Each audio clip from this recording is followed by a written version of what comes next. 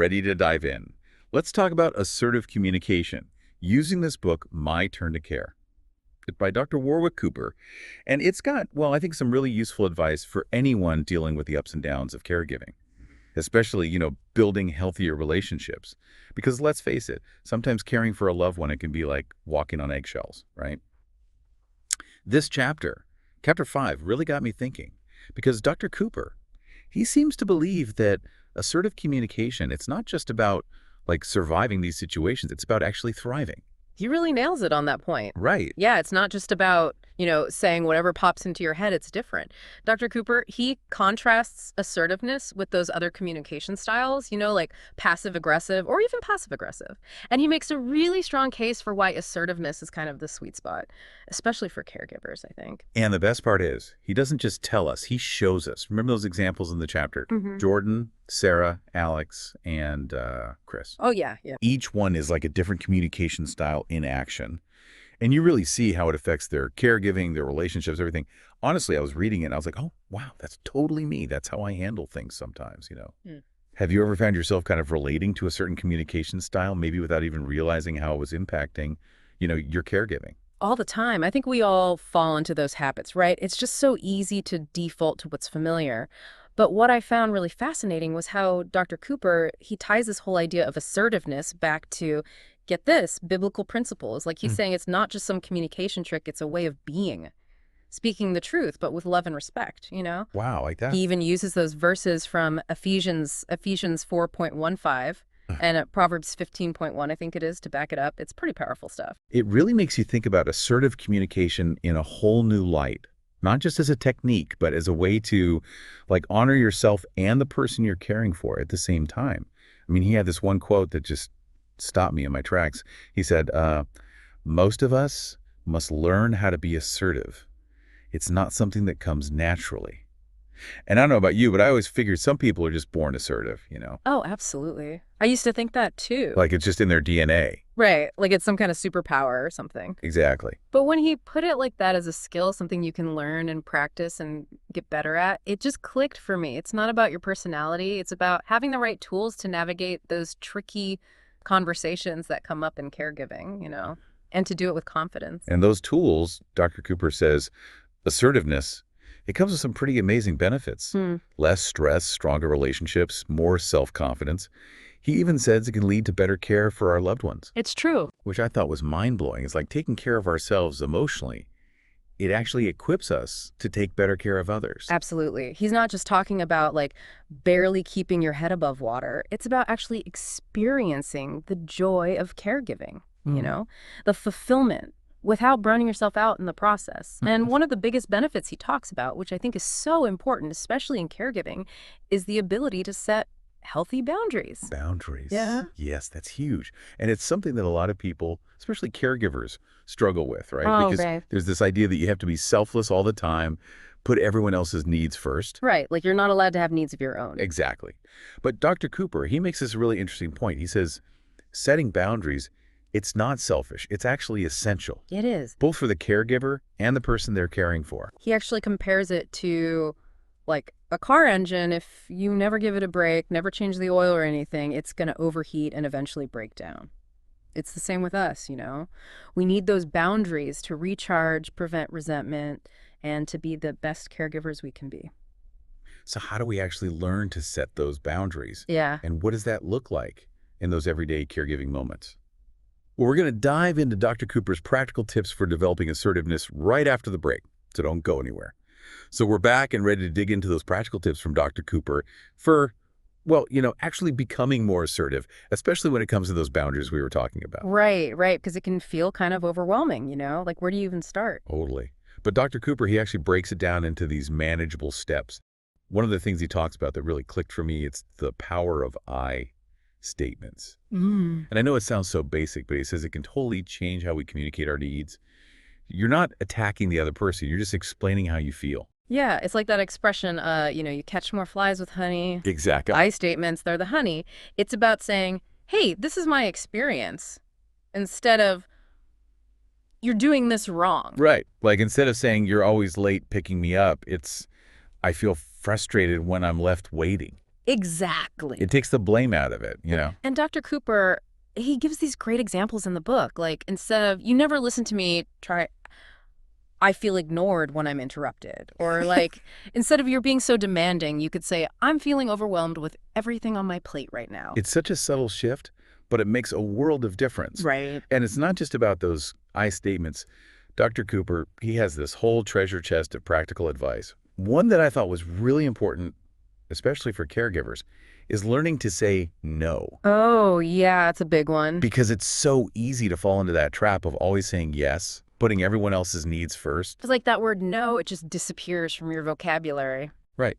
But Dr. Cooper, he's like, no is a complete sentence. Yeah. You don't always have to justify yourself. Exactly. You don't have to over-explain. It's about giving yourself permission to set those boundaries, even if it feels uncomfortable at first. Yeah, and he makes this really interesting point. He says, mastering the art of saying no, it can actually make us better caregivers in the long run. That's so true. Because when we're burnt out, resentful, we can't give our loved ones the care they deserve. We're running on fumes at that point. Exactly. But when we set those limits, when we honor our own needs, that's when we can show up with more energy, more patience, more compassion.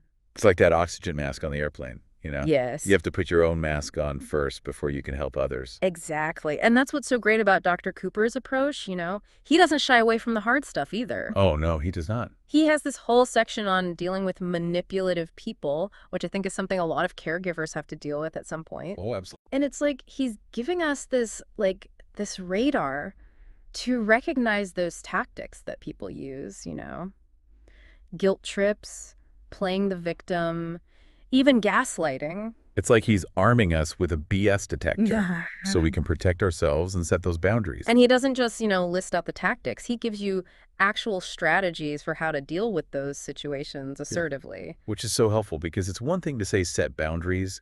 It's another thing to actually do it, especially when you're dealing with someone who's really good at pushing your buttons. Right. And he talks about staying calm, not letting yourself get hooked by those emotional traps. Which is easier said than done. Right. Oh, tell me about it. But he gives you these tools. He does, like taking a time out to collect yourself. Right. Or practicing those I statements we were talking about. And if things get really bad, he even says, document the interactions, like keep a record of what's happening. That's so smart. It's like he's saying, look, if you need to create a paper trail, do it. Because manipulative people, they often thrive on chaos and confusion, right? So by documenting things, you're bringing it into the light. You're creating this record that you can refer back to, which can be really empowering. It's like you're taking back control. Exactly. And I love how Dr. Cooper, he's not just about like winning arguments or getting your way. It's about building healthier relationships. Absolutely. Even in those tough situations. He gets it, He understands that caregiving, it's not always sunshine and roses. Right. And he's not afraid to give you the tools you need to navigate the messy stuff. He really isn't. And that's what I appreciate so much about his approach. Me too. Because at the end of the day, it's about finding a way to care for our loved ones. Right. Without losing ourselves in the process. And we're back, wrapping up our deep dive on assertiveness with, Dr. Warwick Cooper and his book, My Turn to Care. It's been quite a journey through Chapter 5. It really has. We've covered so much ground, from setting those boundaries and mastering the art of no. But one thing that really stuck with me, it's how Dr. Cooper reminds us that being assertive, it's not like a one-size-fits-all kind of thing. Oh, absolutely not. It's not a magic formula or anything. Right, like what works for one person or in one situation might not work for another. He even uses, get this, a former U.S. president as an example. I know, right? Talking about how, depending on who you ask, their communication style was either like super assertive or, well, something else entirely, let's just say. Yeah, I think we all know who he's talking about. Yeah, it's one of those things where it's all about perspective, right? Exactly. What comes across as assertive to one person, it could be seen as aggressive or passive to someone else. It really highlights how there's no one right way to do it. It's about finding what feels authentic for you. Your own assertive voice. Exactly. The way you can express those needs and boundaries and still be respectful. Right. And I love how he talked about finding those assertive role models.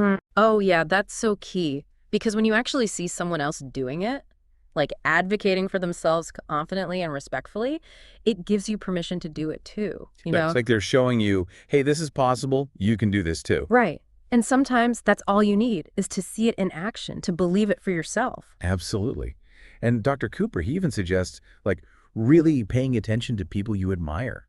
Like, how do they communicate? How do they handle conflict? How do they set those boundaries? Sounds like you can learn those assertive habits by osmosis or something. Exactly. But he's also real about it, you know? Yeah. He's not saying this is going to happen overnight. Right. Like anything worth doing, it takes practice. Exactly. He uses this great analogy. It's like learning a new language. You wouldn't expect to be fluent after one lesson, right? Mm. It takes time, patience, and a lot of messing up along the way. And just like with a new language, the more you use it, the easier it gets. Exactly. So Yeah. even if it feels awkward or uncomfortable at first, just keep practicing. Exactly. Start small, speak up a little more in meetings, practice saying no to those small requests. Little by little, you build that assertiveness muscle. Exactly. You got this. So as we wrap this up, what would you say, is the most important thing we can take away from Dr. Cooper's book? For me, it's that reminder that assertiveness, it's a skill, not like a personality trait. It's something we can learn, we can practice, we can get better at no matter who we are or what our past experiences have been. It's so empowering, isn't it? It really is, because it means you don't have to be stuck in those old patterns of communicating. You can learn a new way, find your voice. Yes, and create healthier, more fulfilling relationships. And isn't that what it's all about? Absolutely. Well, it's been amazing chatting with you today. Thanks for diving deep with us. My pleasure. Always happy to talk about this stuff. And to our listeners, we hope this has given you some food for thought. Remember, this was just a taste of what Dr. Cooper has to offer in My Turn to Care. So if you're looking for more great advice, be sure to check out his book. And as always, thanks for joining us on The Deep Dive. We'll catch you next time for another deep dive into a topic that matters.